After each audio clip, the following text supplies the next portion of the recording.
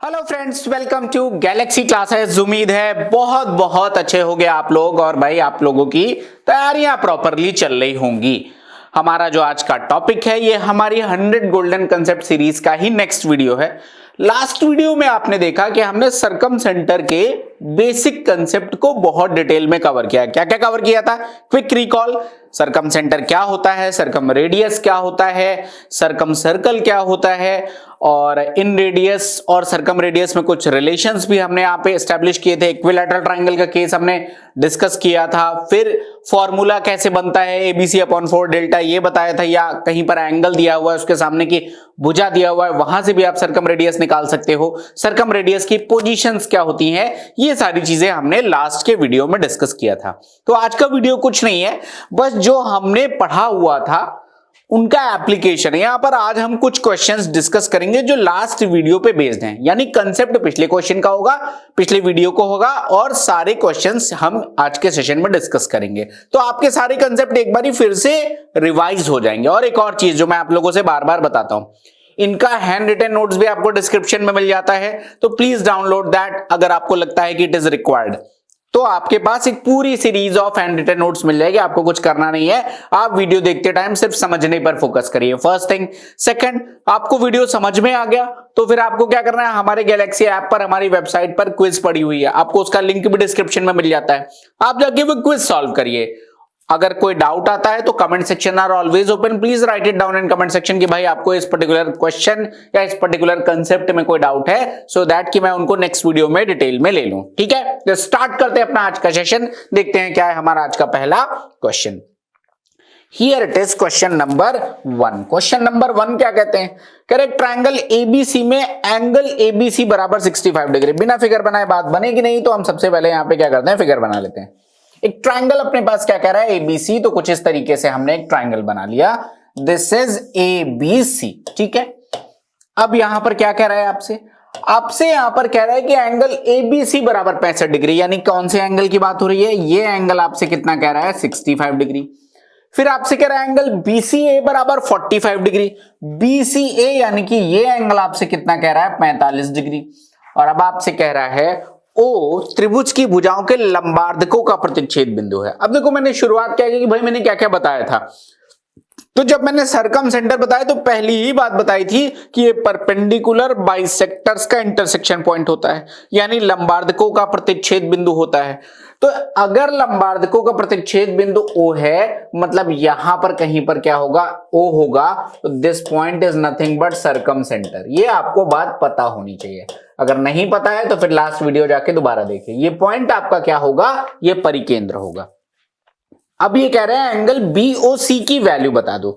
आपसे क्या पूछा जा रहा है, यहां पर आपसे पूछा जा रहा है अगर मैं यहां से इसको मिला दूं तो ये जो एंगल बन रहा है आपका BOC, इस BOC की वैल्यू कितनी होगी। बहुत आराम से इस क्वेश्चन को हम प्रूव कर सकते हैं। मैंने आपको लास्ट टाइम प्रूव भी किया था कि जो ये वाला एंगल होता है, अलग से बता दे रहा हूं कि अगर ये क्या है, सरकम सेंटर है, इसको मैं मिला दूं तो अगर ये एंगल A है तो ये कितना आ जाएगा, 2A। इसको बहुत डिटेल में मैंने प्रूफ किया हुआ है लास्ट के वीडियो में, आप देख सकते हो जाके। उसी प्रॉपर्टी का यूज यहां पर हम करेंगे। देखो अगर ये एंगल है, एंगल B है 65 डिग्री, एंगल C है 45 डिग्री, तो B प्लस C कितना आ जाएगा, 60 40 100 और 5 5 10 यानी 110। तो आपके पास आ गई वैल्यू B प्लस C की कि भैया यहां से B प्लस C बराबर कितना है, 110 डिग्री के। तो A की वैल्यू कितनी आ जाएगी, ये आ जाएगी 70 डिग्री, क्योंकि ट्रायंगल के तीनों एंगल्स का सम कितना हो जाएगा, 180। सिंपल है। अब आपको पता है कि अगर ये A है तो जो यहां पर ये एंगल बनेगा, यानी कि जो सरकम सेंटर पे एंगल बनेगा वो क्या होगा, उसका 2 गुना होगा। तो ये वैल्यू हो जाएगी 2 गुणे 70 यानी कि 140 डिग्री। ये आपके इस क्वेश्चन का सही आंसर होगा, which is option number B. तो एकदम डायरेक्ट प्रॉपर्टी था। जरा मुझे कमेंट में जरूर बताना कितने लोग इस बात को प्रूफ कर सकते हो, क्योंकि मैंने डिटेल में बताया हुआ है। तो आई एम एक्सपेक्टिंग कि ये बातें आपको क्लियर हो। अगर मैं कहूं कि यहां पर ये 2A है, ये एंगल A है तो ये 2A होगा, क्या इस बात को आप प्रूफ कर सकते हो या नहीं प्रूफ कर सकते? याद है ये बात, या आपको समझ में आया था, नहीं आया था? जैसा है please write it down in comment section. Otherwise एक बेहद आसान सा क्वेश्चन था। 140 degree is the correct answer of this question. I hope आपको इस क्वेश्चन में किसी तरह का कोई डाउट नहीं होना चाहिए। ठीक है, बढ़ता हूं मैं अगले प्रश्न की तरफ और देखता हूं क्या है हमारा अगला question. Here it is, question number आपके पास क्या हो जाएगा 2। क्वेश्चन नंबर 2 क्या कहते हैं जरा देखिए। क्वेश्चन नंबर 2 आपसे कह रहे हैं साहब कि PQR का परिकेंद्र O है, यानी सर्कम सेंटर आपको दे रखा है, फिर कुछ कुछ एंगल दे रखे हैं, कुछ यहां पर एंगल बाइसेक्टर भी दे रखे हैं, तो कोई एक वैल्यू पूछेगी तो बिना फिगर बनाए बात नहीं बनेगी। तो सबसे पहले फिगर ड्रॉ करते हैं। एक ट्राइंगल PQR है, तो मैंने कुछ इस तरीके से एक ट्राइंगल बना दिया। ये ट्राइंगल क्या है आपके पास PQR, ये ट्राइंगल P है, ये ट्राइंगल Q है, ये ट्राइंगल R है, ठीक है। अब इसका सरकम सेंटर क्या है O है, तो मैंने कहीं पर मान लिया कि ये पॉइंट क्या आ गया आपके पास O है। कह रहे हैं कि QPR बराबर 56 डिग्री, ये रहा Q, ये रहा P, ये रहा R, तो आपसे ये एंगल कितना कह रहा है साहब, ये कह रहा है 56 डिग्री के। फिर कह रहा है एंगल OQR और ORQ, OQR यानी कि ये वाला एंगल, और क्या कह रहा है ORQ यानी कि ये वाला एंगल, इनके बाइसेक्टर बिंदु M पर मिलते हैं। मतलब अगर मैं यहां से इसको मिला दूं ऐसे और यहां से मैं इसको मिला दूं ऐसे, तो कह रहे ये जो दोनों एंगल बन रहे हैं इनके बाइसेक्टर, मतलब इस वाले एंगल का बाइसेक्टर और इस वाले एंगल का बाइसेक्टर, ये किसी पॉइंट M पर मिल रहे हैं। तो इनका बाइसेक्टर ड्रॉ करता हूं। यहां से मैंने कुछ इस तरीके से और यहां से मैंने कुछ इस तरीके से ड्रॉ कर लिया, और ये किसी पॉइंट कहां पर मिल रहा है, M पर मिल रहा है, ऐसा आपसे कह रहा है। तो QMR का मान ज्ञात कीजिए। एंगल QMR की वैल्यू क्या होगी, दिस इज द क्वेश्चन। कैसे करेंगे, देखो सबसे पहले बड़ी सिंपल सी बात है, आपको क्या पता है क्वेश्चन को अप्रोच करने का तरीका क्या होना चाहिए कि देखो इंफॉर्मेशन क्या गिवन है, वहां से क्या कोई डेराइव्ड इंफॉर्मेशन निकलेगी। मतलब क्या है, जैसे ही आपसे ये कहा गया कि O is the circum centre, तो सर्कम सेंटर से रिलेटेड प्रॉपर्टी मेरे दिमाग में चलनी चाहिए। अभी लास्ट क्वेश्चन में किया भी है कि अगर मुझे ये एंगल पता है तो मैं इस एंगल की वैल्यू डायरेक्ट लिख सकता हूं 2 गुणे 56 यानी कि 112 डिग्री। ये समझाने के लिए लिख रहा हूं 2 गुणे 56, अभी जस्ट क्वेश्चन किया भी है। तो मुझे एंगल QOR की वैल्यू पता चल गई। अब देखो आपके पास एक क्लियर सा ट्राइंगल बना हुआ है, ध्यान से देखना, मैं सिर्फ नीचे के पार्ट को ले रहा हूं, अलग से बना के दिखा रहा हूं। यहां पर लिखा हुआ है आपके पास O, यहां पर लिखा हुआ है Q, यहां पर लिखा हुआ है R, ठीक है। और अब यह है कि अगर मैं यहां से ऐसे एंगल बाइसेक्टर ड्रॉ कर दूं और यहां से एंगल बाइसेक्टर ड्रॉ कर दूं, तो याद करो, और ये पॉइंट M है, इससे पहले सर्कम सेंटर से पहले मैंने इन सेंटर कराया है, और इन सेंटर में याद आपको बहुत डिटेल में आना चाहिए कि इन सेंटर कहां से बनता है, एंगल बाइसेक्टर से। तो यहां पर देखो ये एंगल बाइसेक्टर ही तो बने हुए हैं, तो जो इस एंगल की वैल्यू आती है ये आ जाएगी 90 प्लस, अगर ये O है तो ये आ जाएगी O/2। बोलो कोई डाउट है, ये बात एकदम क्लियर है। ये एंगल O लिखा हुआ है, 0 नहीं लिखा हुआ है, तो O/2। तो अगर वही स्ट्रक्चर यहां पर है, तो अगर मैं इस एंगल की बात करूं जो यहां पर बना हुआ है, आपसे QMR पूछा गया है, तो इसकी वैल्यू कितनी आ जाएगी, 90 प्लस में ये वैल्यू कितनी है, 112/2, 112/2, यानी ये बन जाएगा 90 प्लस में 56 और ये बन जाएगा 146 डिग्री। तो आपका option number D is the correct answer.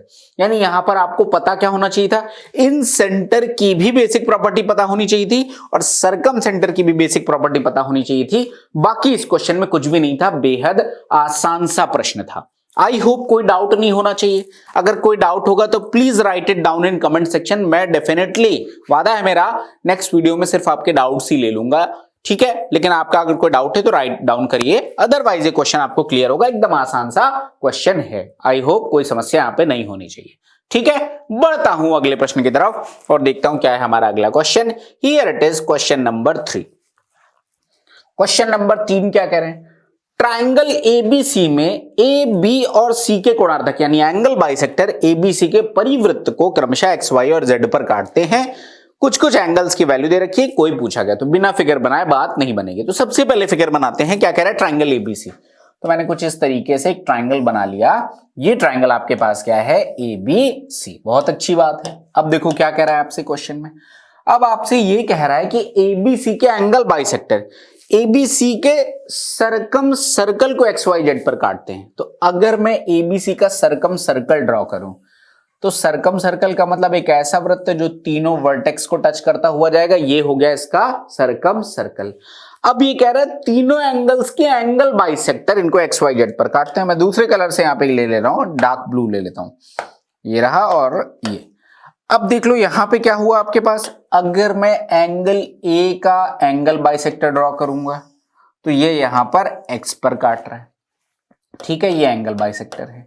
Angle B का एंगल बाइसेक्टर ड्रॉ करूंगा तो ये यहां पर वाई पर काट रहा है। और अगर एंगल सी का एंगल बाइसेक्टर, कई बार बच्चों को फिगर बनाने में दिक्कत आती है, तो फिगर बनाने से पहले तो सबसे पहले प्रॉपर्टी पता होनी चाहिए। प्रॉपर्टी पता है, फिर आपको पता है कि भाई तीनों अगर एंगल बाइसेक्टर है तो ये एक ही पॉइंट पर इंटरसेक्ट करेंगे विच इज इन सेंटर, ठीक है। तो अगर एंगल सी का एंगल बाइसेक्टर ड्रॉ करूंगा तो वो भी कुछ इस तरीके से जाएगा। और ये यहां पर z पर काट रहा है, ये यहां पर किस पर काट रहा है, z पर। तो ये 3 पॉइंट हमें मिल गए, x, y और z।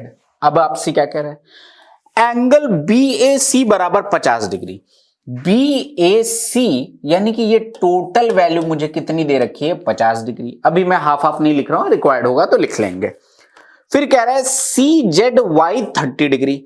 अब देख लो ये Z है, आप लोग कुछ और मत समझिएगा तो मैं इसको Z प्रॉपर लिख दे रहा हूं, ये Z है। तो आपसे कह रहा है CZY, यानी कि अगर मैं इसको मिला दूं, मैं अलग कलर से मिला दे रहा हूं, यहां से मैं इसको मिला दे रहा हूं कुछ इस तरीके से। तो जो ये वाला एंगल है, इस वाले एंगल की वैल्यू आपसे कितना कह रहा है दोस्त, इस वाले एंगल की वैल्यू कह रहा है 30 डिग्री। तो कह रहा है BYZ का मान बता दो, यानी इस एंगल की वैल्यू। देखो ये रहा B, ये रहा Y, ये रहा Z, तो इस एंगल की वैल्यू आपसे पूछी गई है। तो कई बार लग रहा है फिगर पता नहीं क्या बन गया, बड़ा कॉम्प्लिकेटेड सब, बल्कि बेसिक प्रॉपर्टी पे है। अगर आपने अभी तक की जितनी प्रॉपर्टी है पता है तो क्वेश्चन हार्डली 10 सेकंड का है। क्यों? अब भाई मुझे एक बात बताओ, आपसे मैंने कहा ना कि दिमाग कैसे चलना चाहिए कि कोई भी इंफॉर्मेशन दिया हुआ है तो डिराइव्ड इंफॉर्मेशन क्या होगी। जैसे आपसे एंगल बाइसेक्टर कहा गया, तो एंगल बाइसेक्टर आपको इन सेंटर देता है, इन सेंटर से ही आपको 90 + a/2 वाली प्रॉपर्टी मिलती है, ये बात याद आ रही होगी। तो अगर मैं कहूं इस पॉइंट को, ये पॉइंट क्या होगा आपका, इसका कोई नाम नहीं दे रखा तो मैंने इसको लिख लिया, let's say this point is I। तो ये क्या होगा, एक इन सेंटर होगा। अगर ये इन सेंटर है तो ये BIC यानी इसकी वैल्यू कितनी आ जाएगी, जो BIC है, मैं लिख दे रहा हूं अलग से कि अगर मैं एंगल BIC निकालूंगा तो ये आ जाएगा 90 डिग्री प्लस में, और ये a/2 यानी कि 50/2 25, तो ये वैल्यू कितनी आ जाएगी, 115 डिग्री। बोलो हाँ या ना।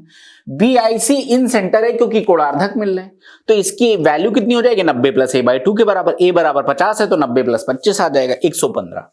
तो ये वैल्यू अपने पास कितनी आ गई, 115 डिग्री। कोई डाउट नहीं। अब आपको एकदम जब लाइन्स एंड एंगल्स पढ़ना शुरुआत करते हो ज्योमेट्री में, तो आपको पता होगा वर्टिकली अपोजिट एंगल बराबर होते हैं। जिसको नहीं पता बता दे रहा हूं मैं। मान लो कि ये ऐसे दो लाइन है, तो ये एंगल और ये एंगल, ये दोनों आपस में क्या होते हैं, बराबर होते हैं, शीर्षाभिमुख कोण। तो अगर मैं देखूं ये 115 है तो मैं यहां सर ये भी कह सकता हूं कि साहब ये एंगल कितना आ जाएगा, इस एंगल को भी मैं क्या कह सकता हूं, ये 115 डिग्री होगा। ये कितना आ जाएगा, 115 डिग्री, वर्टिकली अपोजिट एंगल, कोई डाउट नहीं होगा। अब तीसरी बात, त्रिभुज है तो तीनों कोणों का योगफल कितना होगा, 180 डिग्री। बोलो हाँ या ना। ट्राइंगल के तीनों एंगल्स का सम कितना होगा, 180 डिग्री। तो अगर मैं यहां से देखूं, अगर मैं ये वाला आपका ट्राइंगल देखूं तो तीनों एंगल का सम कितना होगा, 180 डिग्री। तो अब अगर मैं यहां से इस एंगल y की वैल्यू देखूं तो ये आ जाएगा 180 डिग्री माइनस में 30 + 115 यानी कि 145, ये आ जाएगी वैल्यू। 180 में से 145 जाएंगे, कितना बचेगा, 35 डिग्री। तो आपका आंसर कितना आ जाएगा इस क्वेश्चन का, जो आपसे पूछा गया था BYZ, तो आंसर कितना आ जाएगा, 35 डिग्री। तो option number D is the correct answer. तो समझाना क्या था कि देखो कुछ भी कठिन नहीं है, बस अगर आपको प्रॉपर्टीज बहुत अच्छे से समझ आती हैं और उनपे होल्ड है, तो जैसे जैसे इंफॉर्मेशन दिया हुआ है, जैसे कोई भी इंफॉर्मेशन दिया गया कि ये एंगल बाइसेक्टर, दिमाग में इन सेंटर चलना चाहिए। परपेंडिकुलर बाइसेक्टर दिया गया, दिमाग में खट से सरकम सेंटर चलना चाहिए। मीडियंस दे दिए गए तो खट से दिमाग में क्या आ जाना चाहिए, अपोलोनियस थ्योरम आ जानी चाहिए या फिर सेंट्रोइड आ जाना चाहिए। अगर इस तरीके से आपकी तैयारी है तो ज्योमेट्री बहुत आसान है। हाँ, multiple time you need to revise. एक बार में आपको नहीं समझ में आ रहा है या एक बार में भूल रहे हैं तो 2 बार 3 बार 4 बार आप रिवाइज करते जाओ, आपको इनका फायदा मिलेगा। इसीलिए मैंने आपको ये हैंड रिटन नोट्स भी प्रोवाइड कर रहा हूं। क्विक नोट्स हैं तो आपको खटाखट सारी प्रॉपर्टी विद डिटेल आपके पास ऑलरेडी बहुत सारी फॉर्मूला बुक्स होंगी, और मैंने भी मार्केट में जो भी अवेलेबल बुक्स हैं सारी देखी हुई हैं, लेकिन कई बार आपको सिर्फ एक फॉर्मूला मिलता है कि ऐसा होता है, क्यों होता है नहीं पता। मैंने जो हैंड रिटन नोट्स बनाए हैं, कोशिश यही है कि अनलेस कि कोई चीज एकदम ही आउट ऑफ द बॉक्स है तो शायद मैंने डायरेक्ट लिखा हो, नहीं तो नहीं, हर जगह विद रीजन आपको एक्सप्लेन किया हुआ है, तो आपके लिए रिवीजन में बहुत हेल्प होगी। तो आप डेफिनेटली इन सारी पीडीएफ्स को सेव करके रखिएगा, ठीक है। तो इस क्वेश्चन का आंसर कितना आ जाएगा? 35 degree. I hope it is absolutely loud and clear, कोई डाउट यहां पर नहीं होगा, ठीक है। बढ़ता हूं अगले क्वेश्चन में। Here it is question number 4। Question number 4 क्या कहते हैं जरा देखिए। अब ये कह रहे हैं साहब, कुछ बड़ा सा क्वेश्चन दिख रहा है, कह रहे हैं कि त्रिभुज PQR में I और C इसके अंतःकेंद्र यानी इन सेंटर और परिकेंद्र यानी सरकम सेंटर है। रेखा PI को इस प्रकार बढ़ाया गया है कि PQR के परिवृत्त को D पर काटते हैं, फिर कुछ कुछ वैल्यू दे रखी है, तो बिना फिगर बनाए बात नहीं बनेगी। तो सबसे पहले हम फिगर बनाते हैं, थोड़ा सा बड़ा फिगर लेंगे क्योंकि एक ही में 2 सेंटर्स मुझे दिखाने हैं। तो ये कुछ इस तरीके से हमने एक ट्राइंगल ले लिया। ट्राइंगल का नाम क्या है हमारे पास? ट्राइंगल PQR है, तो this is P, this is Q and this is R। अब क्या कह रहे हैं, इसमें I और C इसके इन सेंटर और सरकम सेंटर है। तो मैं एक अंदाजे से पॉइंट ले रहा हूं, लेट्स से कि दिस पॉइंट इज I और दिस पॉइंट इज C। मैंने बस कहीं पर मान लिए दोनों। अब आपके दिमाग में ये भी आ सकता है कि दोनों एक पॉइंट नहीं हो सकते, हो सकते हैं, लेकिन कब हो सकते हैं? इक्विलैटरल ट्रायंगल होगा, बताया हुआ है। इक्विलैटरल ट्रायंगल में angle bisector, median, perpendicular bisector, ये सब कुछ एक ही लाइन होती है। अगर आइसोसेलेस ट्रायंगल है और दोनों इक्वल साइड्स के जो कॉमन वर्टेक्स है वहां से खींचोगे तो एक ही लाइन मिलेगी। लेकिन यहां पर मुझे टाइप ऑफ ट्रायंगल नहीं पता है, तो दोनों अलग अलग पॉइंट होंगे, ये हमें कंसीडर करना पड़ेगा। आई होप आंसर मिल गया होगा पूछने से पहले। तो I और C 2 अलग अलग पॉइंट हमने मान लिए। अब ये कह रहा है कि PI को इस प्रकार बढ़ाया गया कि PQR के परिवृत्त यानी कि सरकम सर्कल को D पर काटता है। अब एक काम किया मैंने, यहां पर इसका एक सरकम सर्कल ड्रॉ किया, तो यहां से कुछ इस तरीके से आपका सरकम सर्कल ये इस तरीके से जाएगा। ये हो गया आपके पास एक सर्कल, ठीक है। अब यहां पर क्या गया, कह रहा है कि PI को बढ़ा दिया गया है, तो मैं इस तरीके से कुछ बढ़ाता हूं। PI को बढ़ाते हुए मैं यहां पर इस पॉइंट D तक जाता हूं। PI को बढ़ाते हुए इस पॉइंट D तक यहां पर जाता हूं। और क्या कह रहा है आपको? अब ये कह रहा है कि एंगल QCD बराबर X।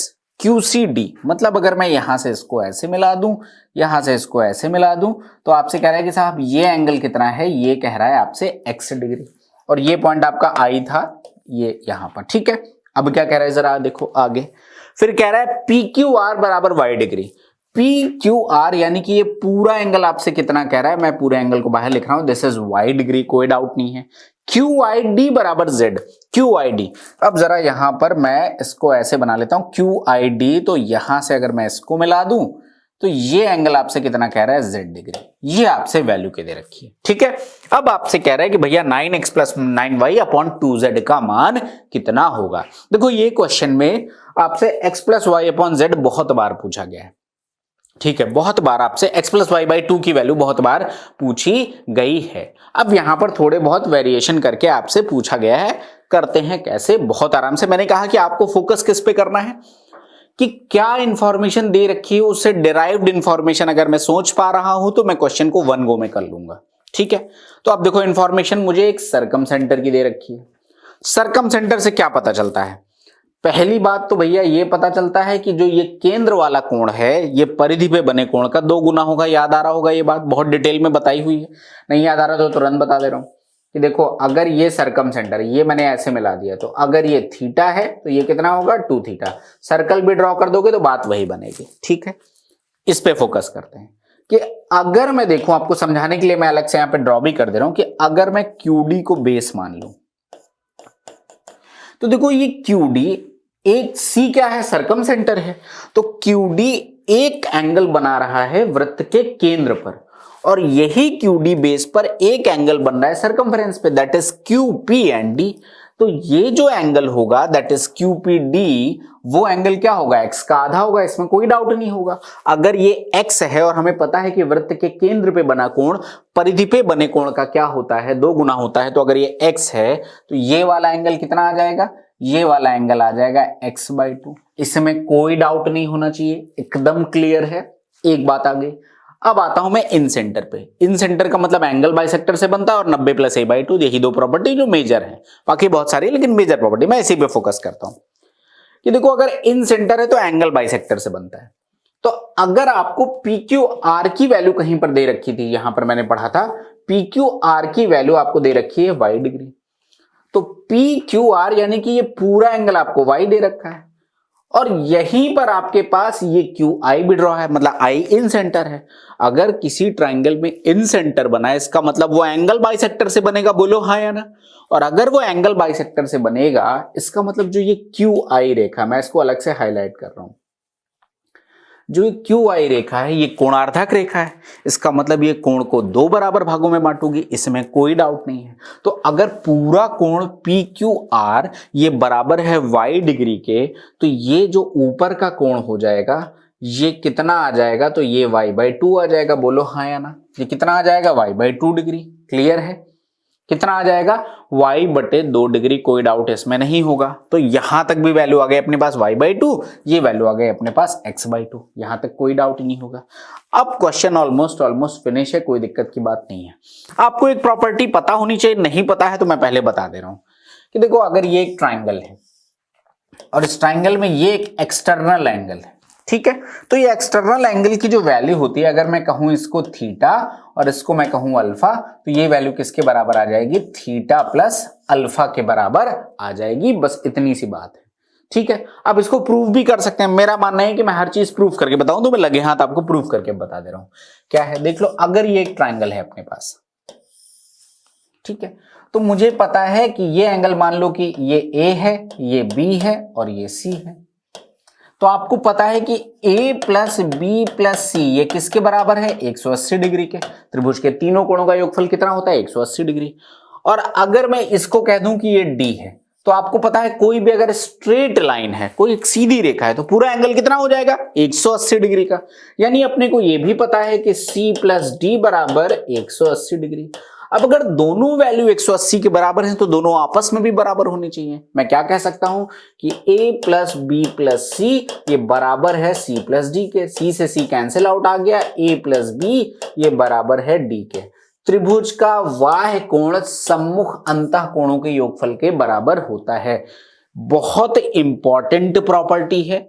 अभी तो रिसेंटली कुछ कम क्वेश्चन देखने को मिले हैं, नहीं एक टाइम एसएससी के हर सेट में इस प्रॉपर्टी पे बेस्ड क्वेश्चंस आते थे और बहुत बेहतरीन क्वेश्चन बनते थे। तो आई होप क्लियर हो गया कि जो एक्सटर्नल एंगल है इसकी वैल्यू जो एडजेसेंट एंगल है, इससे जो आसन्न कोण होता है उसको छोड़कर बाकी दोनों एंगल्स के सम के बराबर होता है। अब इसी प्रॉपर्टी का यूज यहां पर हमने किया कि मुझे एक बात पता है कि देखो आपके पास ट्राइंगल कैसा बन रहा है, मैं अलग से बना के दिखा रहा हूं। ऐसा बना हुआ, मैं नेमिंग कर दे रहा हूं। यहां पर आपके पास लिखा हुआ है P, यहां पर लिखा हुआ है Q, यहां पर लिखा हुआ है I, ठीक है। अब देखो इस जगह आपके पास लिखा हुआ है Z, ये आपने कैलकुलेट करके लिखा हुआ है x/2 और ये आपने लिखा हुआ है y/2। तो देखो क्या ये Z भी एक्सटर्नल एंगल की तरीके से काम नहीं कर रहा, y कोण की तरीके से नहीं काम कर रहा, बिल्कुल कर रहा है भाई। Z कहां पर बना हुआ है, एक्सटर्नल एंगल। तो मैंने कहा एडजेसेंट एंगल को छोड़कर, यानी कि इस वाले एंगल को छोड़कर बाकी दोनों एंगल्स यानी अपोजिट एंगल्स के सम के बराबर होगा। तो यहां से मैं क्या लिख सकता हूं, यहां से मैं एक बात लिख सकता हूं कि x/2 + y/2 = z। तो मेरे पास एक इंफॉर्मेशन आ गई कि x/2 प्लस में y/2 ये बराबर किसके आ गया, z के। बोलो हाँ या ना, कोई डाउट नहीं होगा। बस क्वेश्चन भी समाप्त हो गया, यही तक समझना था। अब आपसे कह रहा है कि साहब 9x + 9y / 2z। अब देख लो, अगर मुझे यहां से मैं निकालूं x + y/2, ये मैंने लिखा, ऐसे लिख सकता हूं। अब देखो यहां पर इसको अगर मैं सॉल्व करूं तो x + y/2 यहां से निकल सकता है क्या, या मैं आपको अलग से लिख के दिखा रहा हूं। इसको मैं अलग से आपको लिख के दिखा रहा हूं, आपको समझ में आ ही गया होगा, लेकिन मैं सारी चीजें एक्सप्लेन कर रहा हूं तो मैं इसको भी लिख दे रहा हूं। लिखा हुआ है 9x प्लस में 9y अपॉन में ट्वाइस ऑफ z। अब मैंने कहा दोस्त यहां पर क्या करना है, यहां पर आप 9 कॉमन ले लो और ये बन जाएगा x + y, नीचे से आप 2 ले लो और इनटू में 1/z लिखो, तो क्या सेम बात नहीं लिखी हुई है? देख लो 9x + 9y अपॉन में 2z, सेम ही बात लिखी हुई है। क्यों लिख रहा हूं ऐसा? क्योंकि अपने को x + y/2 बराबर z पता चल गया। यहां से क्या पता चला कि x + y/2 ये किसके बराबर है? z। तो इसकी जगह मैं क्या लिख सकता हूं? z। तो ये आ जाएगा 9z इनटू में 1/z। ये और ये कट गया, आपका आंसर कितना आ गया? 9, विच इज ऑप्शन नंबर ए। तो आपको देखो अगेन यहां पर हमने 3 प्रॉपर्टी इस क्वेश्चन में यूज किया। इन सेंटर एंगल बाइसेक्टर से बनता है तो वहां से एक एंगल आइडेंटिफाई किया। सरकम सेंटर पे जो एंगल बनता है वो जो आपका सरकमफेरेंस पे एंगल होता है उसका 2 गुना होता है, वहां से एक दूसरा एंगल हमने फाइंड आउट किया। तीसरा मैंने एक्सटर्नल एंगल की प्रॉपर्टी की, एक्सटर्नल एंगल की value sum of internal angles opposite internal angles के बराबर होती है, के योगफल के बराबर। और तीनों का यूज करके बस हमने यहां पर क्वेश्चन को सॉल्व कर दिया। जब बच्चा एग्जामिनेशन में करता है तो डाउट क्या आता है? डाउट ये आता है कि सर फिगर बड़ा कॉम्प्लिकेटेड सा हो रहा है, कैसे करेंगे? लेकिन अगर कंसेप्चुअल क्लैरिटी है, कई बार बच्चे आई और सी इतनी पास बना देंगे फिर फिगर में कुछ क्लियरली दिख ही नहीं रहा। तो ये चीज समझ में आना चाहिए कि फिगर को बनाने का सही अप्रोच क्या है, उसमें कंफ्यूजन है। और ये तभी क्लियर होगा जब आपकी अपनी प्रॉपर्टीज पे होल्ड होगा कि इन सेंटर है तो अगर टाइप ऑफ ट्राइंगल इक्विलैटरल है तो इन सेंटर सर्कम सेंटर एक ही पॉइंट पर होंगे। अगर आइसोसेलेस है और दोनों इक्वल लाइंस के वर्टेक्स कॉमन वर्टेक्स से निकाला जा रहा है तो एक ही पॉइंट पर होंगे। लेकिन अगर स्केलिन ट्राइंगल है तो अलग अलग होंगे। तो वो चीज हमें समझनी थी। बाकी क्वेश्चन आसान था, बहुत आराम से हो गया होगा, कोई डाउट इस क्वेश्चन में आपको नहीं होना चाहिए। ठीक है, बढ़ता हूं मैं अगले प्रश्न की तरफ और देखता हूं क्या है हमारा अगला question. Here it is question number 5। Question number 5 क्या कह रहे हैं जरा देखिए। क्वेश्चन नंबर 5 है हमारे पास। Here it is question number 5। Question number अब 5 क्या कहते हैं जरा देखते हैं।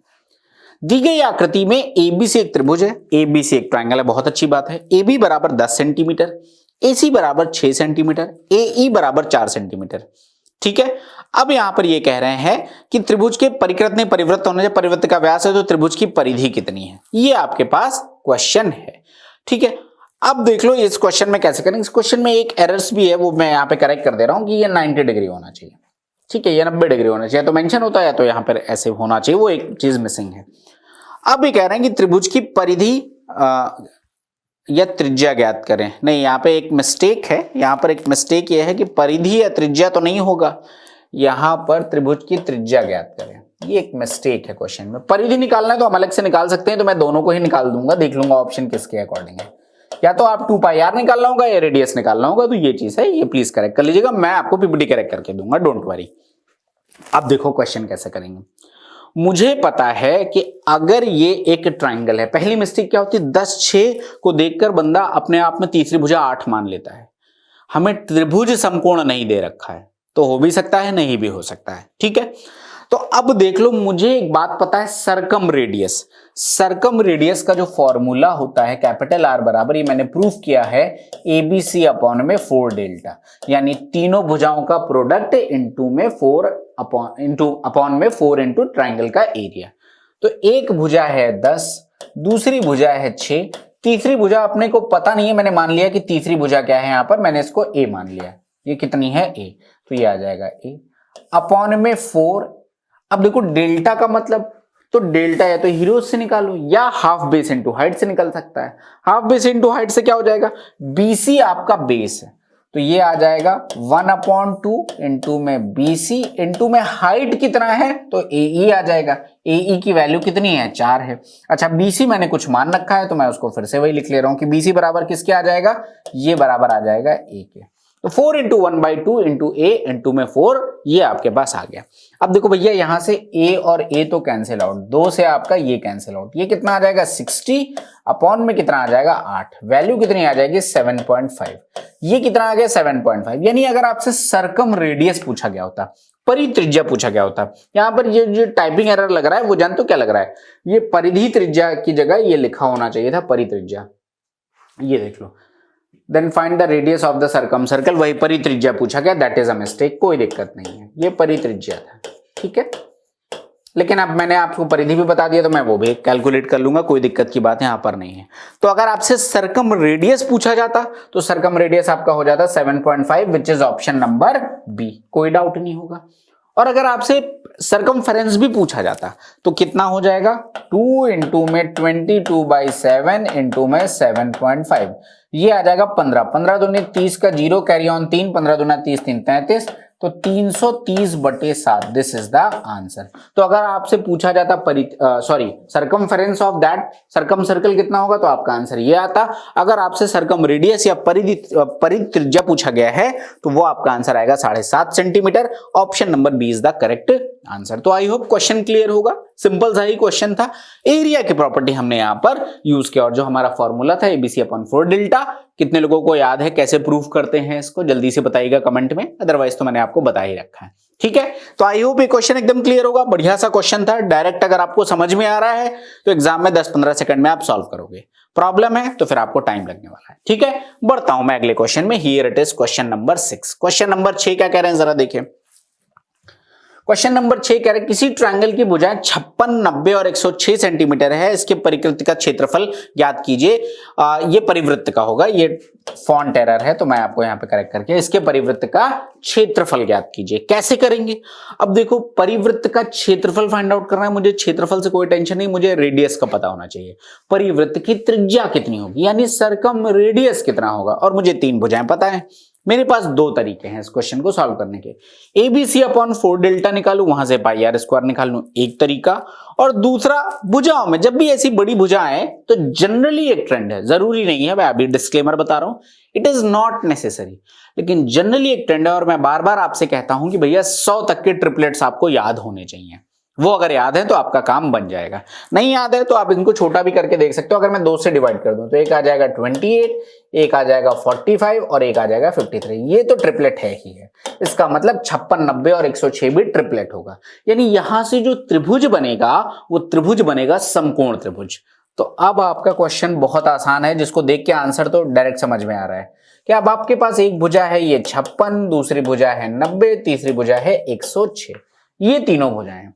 अब आपसे कह रहा है कि भैया यहाँ पे πr² बताना है। सबसे पहले r बताओ। मैंने यहां पर प्रूफ कर रखा है r बराबर किसके होता है, h/2 के। प्रॉपर प्रूफ किया है 2 तरीकों से, तो आपको आई होप ये बात एकदम क्लियर होनी, पता होनी चाहिए। r बराबर किसके आ जाएगा, h/2 के। आई hope it is absolutely loud and clear, कोई डाउट नहीं होगा इसमें। ठीक है, अब यहां तक बात क्लियर हो गई।